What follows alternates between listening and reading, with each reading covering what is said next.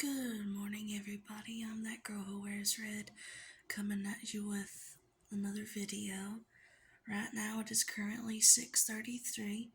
I have to leave the competition at 7:20. So we're gonna get up together and we're going to get ready for the day. So this is a get ready with me competition edition. Just like that, I'm dressed. I have my socks and shoes on. And all I'm about to do is brush my teeth and wash my face. Put on a little bit of makeup. I'm not doing nothing crazy because this is a competition.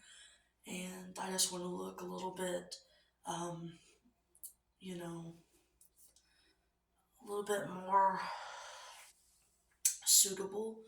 And then for a little bit of energy, since we don't have my coffee, because you know I love coffee, I have a cherry Alani, and you all know I love cherries.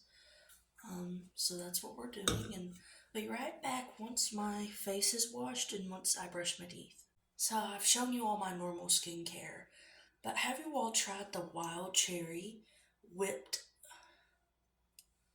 This stuff is so good, and it just comes out like whipped cream, and it's so soft and smooth. I'm not sponsored by this brand, but it's wild cherry, and it's called Swirly, and it smells like cherries. Are y'all brushing your teeth this morning? You better be.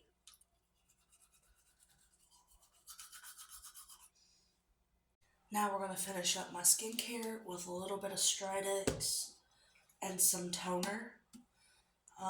You don't have to do this. I do because I know my skin type. You don't have to. Depending on your skin type, there's 3 different these.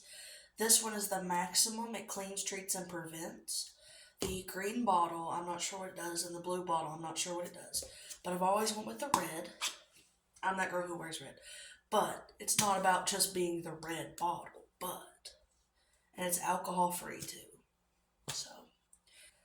So it's easy on the skin and it's tough on acne, and it's soft textured pads, non-irritating formula, and maximum strength. So I use this. You don't have to. I do. So it's whatever works for you. Caffeine.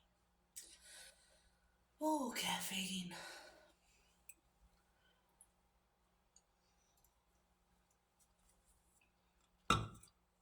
So this might just be a my mama thing, but my mama taught me growing up when I was living with her that you should always be presentable. And that is something I will carry with me to the grave. And I feel like even if you don't know how to do big glam like me, you could still look presentable even for a competition.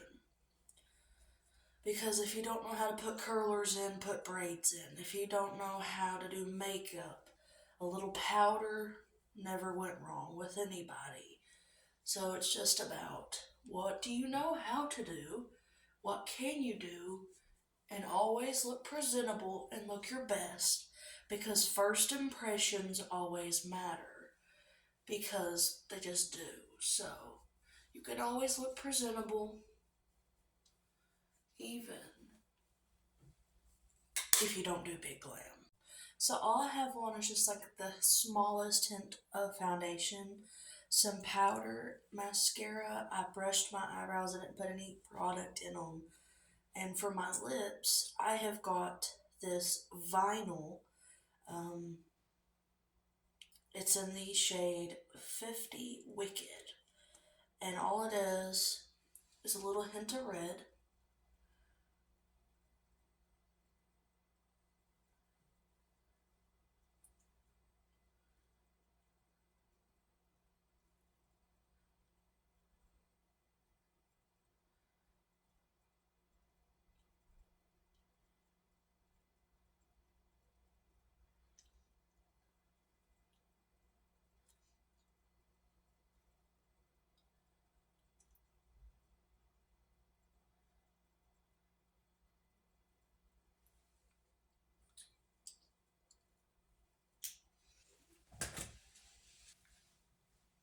See, it's not my normal color. And where it's a very like sticky gloss, and that's just not my style because I'm more of a matte person. Like all my liquid lipsticks that I use are matte. I never use a stick. All I have sticks, but all I use is liquid. Where it's a little bit more shinier than I want it.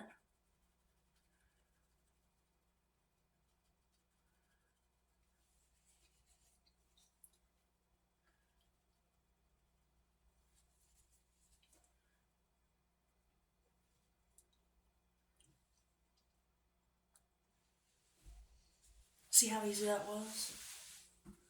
And you can see the makeup's not like, what some people would call overbearing. Because that's my style. I like big things. I like big hair. I like big makeup. I like big ideas. But you can't always do that. Because you gotta think about what you're going to, what's the occasion, and is it appropriate? And for a competition, I would have to say no, it's not. Because them judges are actual chefs in the world. And because I'm going to baking and pastries, and most of them are actually culinary chefs that are like, famous. Some of them are, some of them aren't, but they all have went to school for this. So you want to look presentable for them at the same time. You want to overdo it.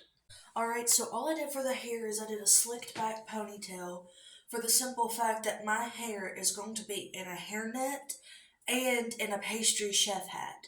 So you're asking, what's the difference between a chef's hat and a pastry chef's hat? A chef's hat is those really tall hats. A pastry chef hat is them smaller hats that are closer to your head. And also, fun fact, around a chef's hat, you notice all these little things around it? Those are actually all the different ways you can cook an egg. Little fun culinary fact from that girl who wears red. And like that, the makeup is done. The hair is done. I slicked it back. I didn't use hairspray because I know better than to use hairspray in a freaking hat. So all I did was use my anti-frizz spray, and I just literally did this motion to slick back the hair. Because once that hat's on, your hair is going to go all different ways, and if you got hairspray on, it's just going to be a whole mess. So, and I braided it last night to give it a little bit of texture and to give it a little bit of raw, even though nobody's going to see it because it's going to be in a hairnet and a chef's hat. I know you all are dying for the final result. So this is it from my head to my bottom. These are non-slip kitchen shoes, and then these are just some, scrubs that you'd wear in a hospital. And they're actually kitchen scrubs too, because kitchen scrubs and regular scrubs are about the same thing. I'm wearing a pink t-shirt that I'm going to be wearing under my chef's coat, because you don't want something too heavy under a chef's coat because those suckers get hot. And it says, do what makes you happy on it. And I got this for Christmas 2 years ago. And like that, this is a Get Ready With Me. And as always, I'm that girl who wears red, and I love y'all. I'm signing off.